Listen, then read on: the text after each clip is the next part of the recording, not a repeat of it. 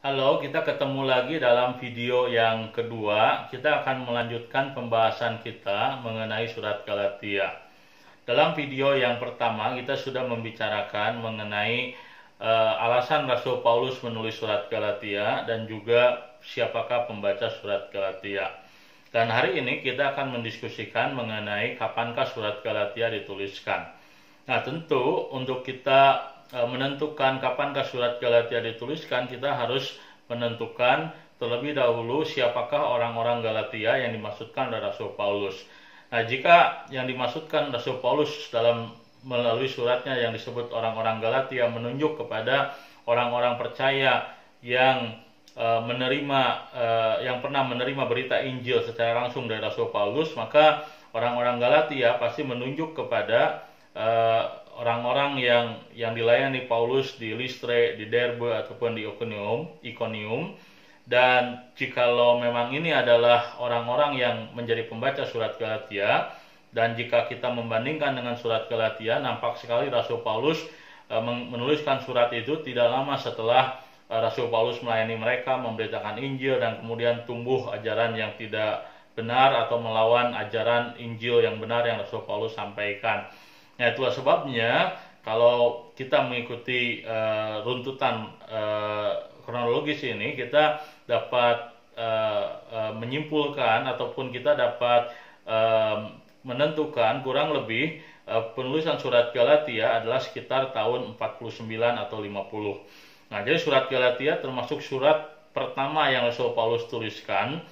Jikalau memang Rasul Paulus menuliskan surat ini kepada orang-orang Kristen yang menjadi penerima berita Injil pertama-tama yang dia sampaikan ketika dia memasuki wilayah Galatia.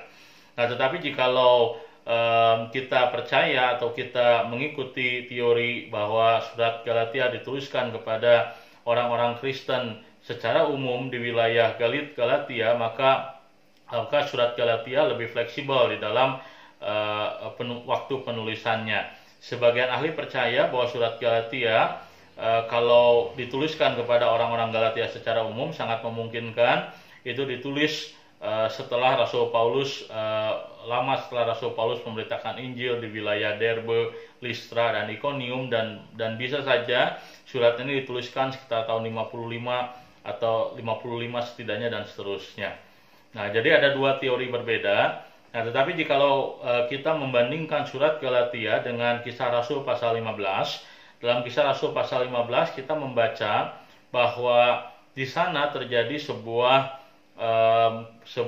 pertemuan ataupun sebuah konsili pertama dari gereja di dalam menentukan perlu tidaknya orang-orang Kristen bukan Yahudi disunatkan.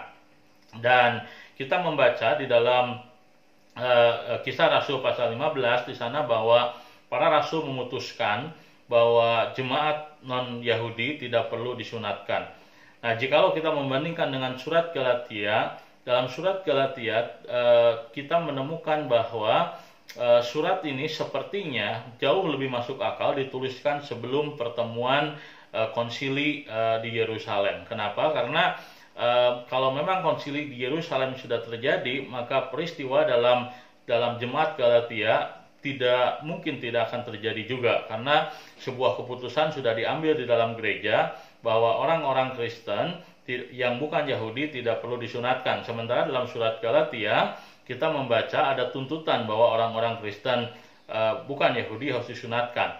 Nah, jadi lebih masuk akal kalau surat Galatia ditulis sebelum konsili atau pertemuan gereja pertama yang membahas mengenai sunat, dan jauh memungkinkan untuk menetapkan tanggal tahun sekitar 49 atau paling lama tahun 50 untuk penulisan surat Galatia, sebab konsili pertama di Yerusalem terjadi sekitar tahun 50.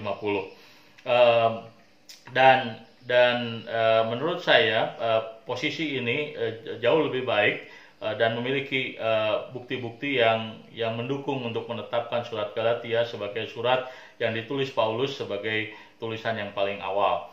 Dan hal kedua yang kita juga bisa diskusikan adalah mengenai pokok teologia di dalam surat Galatia. apakah yang Rasul Paulus ajarkan di dalam surat Galatia? Tentu ada banyak hal yang Rasul Paulus ajarkan, tetapi beberapa hal yang kita bisa bicarakan adalah yang pertama mengenai pembenaran. Nah, ajaran mengenai pembenaran dalam surat Galatia itu sangat signifikan, sangat penting. Kenapa? Karena dari sekian banyak surat Rasul Paulus mengenai pembenaran, konsep ini diajarkan secara khusus di dalam dua surat, yaitu Galatia dan Roma. Dan dalam konteks surat Galatia, Rasul Paulus membahas bahwa pembenaran itu dikerjakan oleh karena kesetiaan, oleh karena iman Kristus. Nah, istilah iman Kristus itu bisa menunjuk kepada iman dari Kristus, kesetiaan Kristus di atas kayu salib, atau juga menunjuk kepada iman kepada Kristus, iman yang dimiliki orang percaya kepada Kristus. Nah, jadi di dalam surat Galatia, Rasul Paulus menegaskan bahwa iman Kristus itulah kunci daripada pembenaran. Hanya saja seperti yang tadi saya katakan, istilah iman Kristus bisa berarti iman kepada Kristus atau kesetiaan daripada Kristus untuk ketika dia mati menebus manusia dari perbudakan dosa. Nah, beberapa ahli percaya bahwa istilah iman Kristus memiliki dua pengertian tadi, bukan hanya salah satu. Dan pokok ajaran kedua yang juga penting di dalam tulisan Rasul Paulus adalah mengenai hukum Taurat. Dalam surat Galatia, Rasul Paulus mengajarkan bahwa hukum Taurat memiliki peran yang terbatas dalam sejarah keselamatan.